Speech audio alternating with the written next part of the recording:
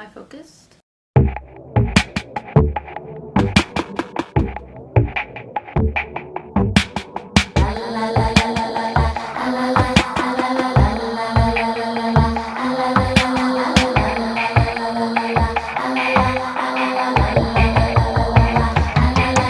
What is up, Voodoo Tribe? It's Naja, and I'm back with another video. Sorry if I sound kind of drained. It was my birthday yesterday. I'm like kind of recovering. Back up and fix my green screen. I'm still without a bulb, so my lighting is pretty limited on how great it could be. But I went on YouNow last night. I went live on my birthday, and like, guys, I love you guys. Like, you guys are so freaking awesome. Like, you guys are like the group of friends I wish I had, but I do have, like, if that makes any sense. Appreciate you guys so much for like coming to my YouNow live sesh, whatever, and being so cool. Like, we listened to music, you know, like we chilled, we spit jokes. Like, it was just really cool. So I fucked with that, and I definitely want to go live more. So yeah, if you guys have the where would that be at? Is it right here? Or right here? It's somewhere down here. You guys will be notified every time I am live.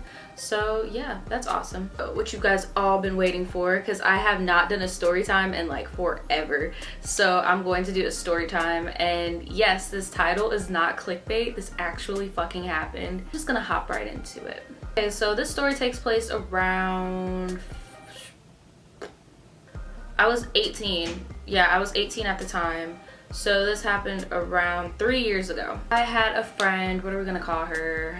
I know she watches my channel, but still, I want to give her a nickname. We're gonna call her Dana. Fuck it, I don't know anyone named Dana. If your name is Dana, what's up? Free shout out. My friend Dana and I went to high school together, you know, and like we were a part of like a clique of friends, and we noticed that we were kind of like the outsiders in that clique, and it was only like a school clique. Like, do you guys have any of those, like just school friends that you only hang out with at school? Like, I'm not about to hit you up on the weekend. It wasn't really anything like, oh, such and such happened to me, please come over. Right, friend. No, we were a part of that group, but we were kind of like the outcast of that group, because we had friends outside of that group who we would turn up and stuff with or whatever.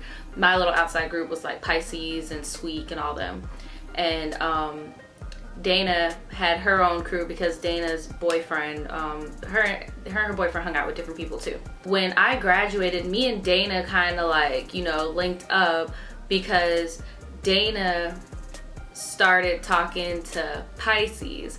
Now, I'm gonna link this all up for you, okay? You remember in the 18th birthday horror story time, and Pisces tried to finger one of my friends? Dana is that friend. So now it's all coming circle. So that's how me and Dana became acquainted, because we both became acquainted with Pisces, and then we linked up. We're like, yeah, bro, fuck that bitch. So yeah, that's how we got acquainted. Dana had gotten her first apartment or whatever, and like I was over there a lot. Like, I helped her move and stuff. Like, I went on tours with her and stuff, like, just because why the fuck not, or whatever. So like, yeah, me, Dana, and her boyfriend hung out a lot. Dana had just recently got a new car, and like Dana was real infamous for having like car after car after car after car. Like, because I only had a cash car at the time. I had my little Beetle or whatever that I talked about in the other story time, but she would just have car after car after car. So she had this car currently. And yeah, like we were chilling. Her boyfriend was at work this particular day, and me and Dana were just riding around chilling. But she told me that she had gotten a voicemail from the people who she was leasing her car from or whatever, or renting, whatever, making payments to. They were basically just like, hey, we need you to come in for some paperwork for like some tag for your tags or whatever. Now this should have been a red flag, because guys, if you have a car, you know this. If anything is going on with like your tags, your registration or whatever, you go to the DMV. You don't go to the dealership where you bought your car, right? But you know, we're 18, so we're just like, oh yeah, okay. Well, we were gonna go to the beach, but fuck it, we're gonna stop by and handle this first, and then we're gonna go to the beach. Whatever, no big deal. We drive to the dealership. The dealership was on Atlantic, and that's all I'm gonna say, because there's hella dealerships on Atlantic. So yeah, fuck it, I don't care. Come for me. So we go to the dealership, and Dana had a friend. Her and her boyfriend had a friend, and we're gonna call that friend Andrew. Andrew worked at the dealership, right? And Andrew was actually the one that helped them get the deal on the car. We go into the dealership, we see Andrew, we're like, oh my god, hey, whatever, because we went to high school with Andrew. I knew Andrew, but I didn't really like know him like that. But yeah, we went inside, and me and Dana are sitting down in like this little office or whatever, and there's a guy, and he was just like, yeah, so you need a co-signer for this car. and Dana was just like, What? When I bought the car, I told you I don't have a co-signer. Like, I make the most income out of anybody in my immediate family right now. Like, I told you do not put me in a car that requires me to have a co-signer, right? Oh, yeah, I guess. I'm gonna run that back to my manager or whatever. literally the whole time, this guy whose office we were in was running back and forth, back and forth. Here's the manager's office, here's where we're sitting, and he's just like, and we're just like, why can't the manager come over here and talk to us? Like, it was just so stupid. So we're just sitting there, and then finally the guy was just like, okay. Here's the thing. If you don't get a co-signer for this, we're taking our car. You're not leaving here without putting a co-signer down. Mind you, my car is at her house. This dealership is a good little ways away from her house. So we were fucked. Her boyfriend was at work on like a 12-hour shift. We were fucked. We're just like, oh my God, well, we don't know anybody. And it even came to a point where I was like, can I co-sign? Like, I didn't know. Like, it was fucking crazy. So like, we're just sitting in this office stressing.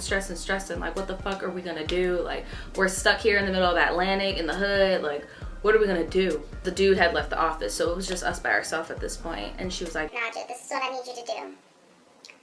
I need you to go out there. Here's my keys. Get the car. Pull it up to the side. because how the place was set up is it's like, here's the place, and there's a door right here, and this door is connected to a lot outside, and you can take that lot and get on the highway, right? So she wanted me to pull the car around the side and park right there, right by that door, so because the office we were at was right by that door, so she could run out, hop in the car, and I could speed off, right?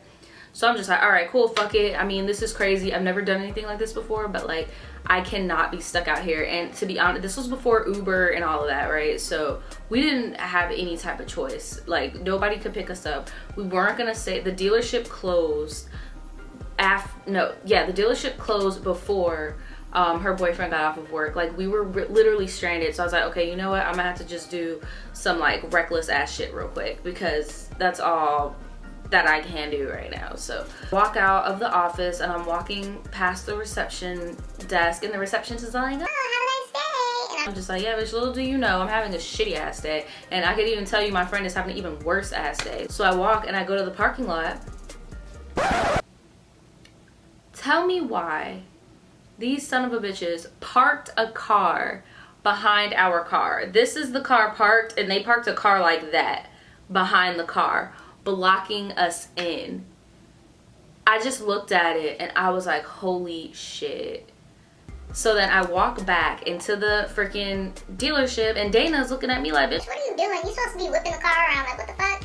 So I sat down because the guy still wasn't in there, and I was like, they blocked us in. You're fucking kidding me. No, I'm not. I went out there and it's so tight. Like, I don't want to hit anybody's car. I don't want to fuck up this car, whether it's your car or not. Like, I was just like freaking the fuck out. I'm like, bruh, like, how the fuck are we gonna get out of here? Like, I do not like feeling stranded, like, at all. Okay, calm down. I met Andrew at a car dealership that me and my boyfriend used to work at. So what we're gonna do is I'm gonna go out there and I'm gonna maneuver it out, okay? And I'm gonna get us out of here. You could see her car through another window in the front. So when she saw it, she saw how it was parked, she knew that she could get out. So I was like, okay, cool. She had left her purse in the little office or whatever, right? So I sat in the office. I'm sitting in the office with the purse. The guy comes back, and the guy sits in the office, and he's like, Where's your friend? oh, she's in the bathroom, she's in the bathroom. And I'm just shaking because now he's in this room with me. He's in this room with me, and I'm looking at the corner of my eye, and I see the car pulling out. I'm like, oh my God. I'm gonna get caught. Like, I'm going to get caught. Like, how the fuck am I gonna get out of this? I just sat there, right? And I saw her pull up. I picked up the purse and just walked. Like, casual as fuck. I just picked up the purse, turned around, walked to the door. Once I opened the door, I was just like, jetting running, bruh. I started jetting running to the point where she's sitting in the car. She's like, hurry up, come on. I hopped in the back seat, slammed the door closed, and we just off into the fucking highway. Like, oh my God, we were so freaking paranoid. We jumped right on the highway. We just dipped for real. Like, we parked the car in a different neighborhood or whatever. And yeah, I'm pretty sure we went back to her neighborhood. I got my car, and then we parked her car somewhere, and then we took my car back to her house or something like that.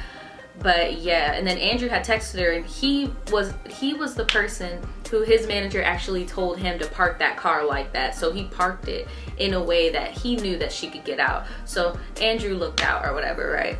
And Andrew was all like, oh my God, is Naja okay? Because I know she don't get down like that. Look, I don't be committing Grand Theft Auto all the time, but I'm a down ass bitch, bro. And if my back is to the wall, I'm about to get the fuck out of this situation. Like, I'm sorry. It just is what it is. It may have been bad or illegal or whatever, but I had to do what I had to do.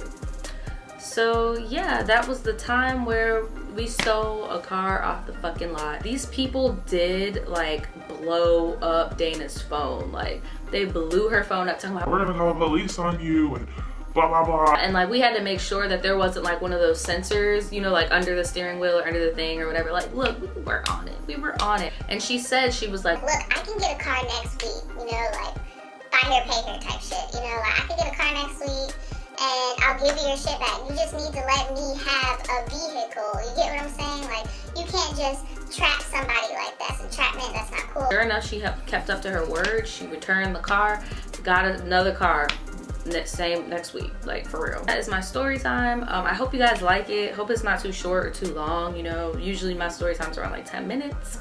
Again, thank you guys for the happy birthday wishes. Being 21 feels exactly the fucking same. Somebody said to me, like, being 21 gives you legality to do what you've been doing since you were 15 or something like that. I don't know. Totally thumbs up this video if you thought the story was fucking crazy. I know my voice is pretty monotone throughout the whole thing, but I'm just trying to recover. Like, I'm sorry. I hope you guys can grasp the story out of my monotone ass voice. Totally subscribe if you haven't subscribed. We finally hit 25K subscribers. My giveaway deadline is approaching, so if you want to be in it, you better hurry up. Again, thanks for watching. You guys have an awesome day. Bye-bye.